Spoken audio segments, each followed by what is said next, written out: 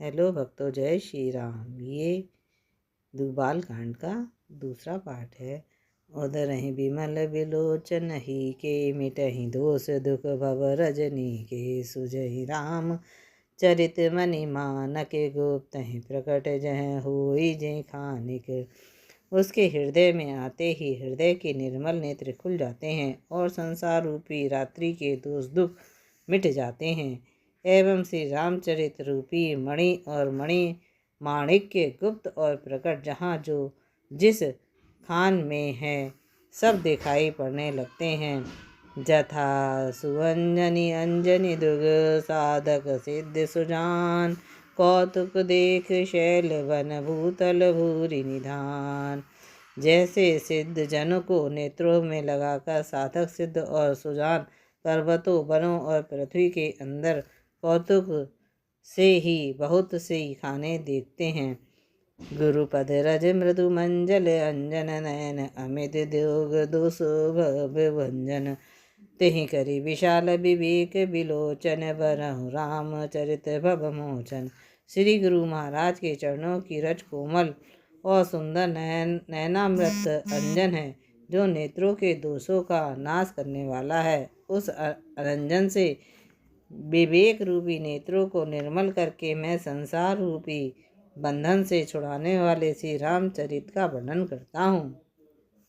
बंधव प्रथम मही सुर चरना मोह जनित संशय सब हरना। सुजन समाज सकल गुण खाने करौ प्रणाम सप्रेम सुहानी। पहले पृथ्वी के देवता ब्राह्मणों के चरणों की वंदना करता हूँ, जो अज्ञान से उत्पन्न सब संदेहों को हरने वाले हैं। फिर सब गुणों की खान संत समाज को प्रेम सहित सुंदर वाणी से प्रणाम करता हूँ। साधु चरित शुभ चरित कपासु निरध विषाद गुणमय फल जासु। जो सही दुख पर छिद्र दुरावा बंधनीय जेहि जग जस पावा। संतों का चरित्र कपास की चरित्र जीवन के समान शुभ है, जिसका फल नीरस विषाद और गुणमय होता है।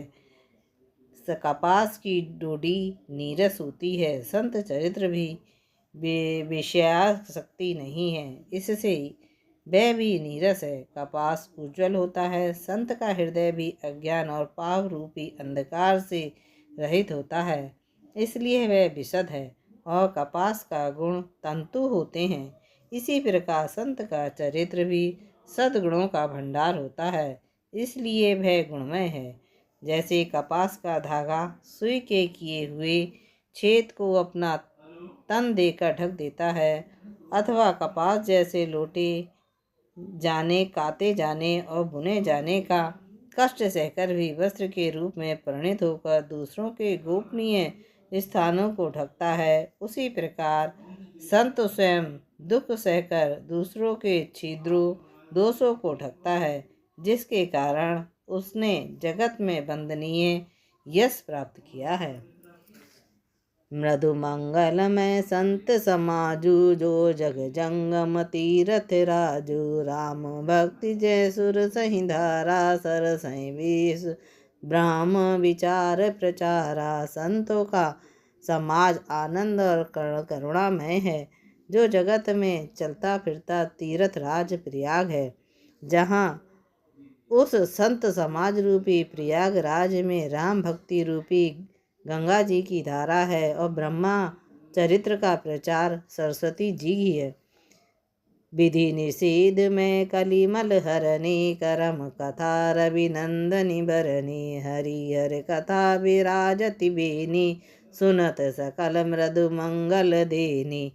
विधि और निषेध यह करो और यह ना करो रूपी कर्मों की कथा कलियुग के पापों को हरने वाली सूर्य तन्मय यमुना जी हैं, और भगवान विष्णु और शंकर जी की कथाएं त्रिवेणी रूप से सुशोभित हैं, जो सुनते ही सब आनंद और कल्याणों को देने वाली हैं।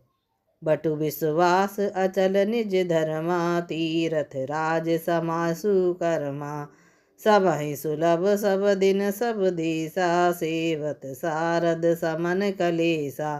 उस संत समाज रूपी प्रयाग में अपने धर्म में जो अटल विश्वास है, वह अक्षय वट है और शुभ कर्म ही उस तीर्थ राज का समाज परिकर है। वह संत समाज रूपी प्रयागराज सब देशों में सब समय सभी को सहज में ही प्राप्त हो सकता है और आदर पूर्वक सेवन करने से कलेशों का नष्ट करने वाला है।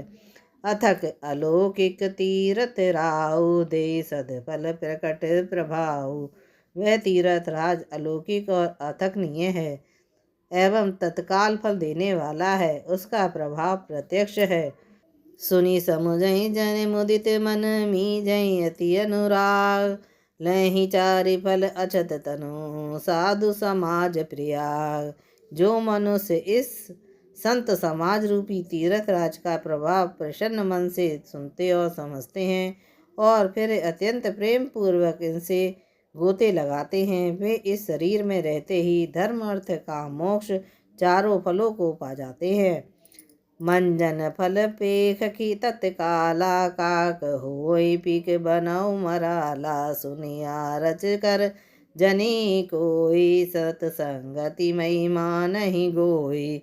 इस तीर्थ राज में स्नान का फल तत्काल ऐसा देखने में आता है कोय कोयल बन जाते हैं और बगुले हंस। यह सुनकर कोई आश्चर्य ना करे, क्योंकि संतों की महिमा छिपी नहीं है। जय श्री राम।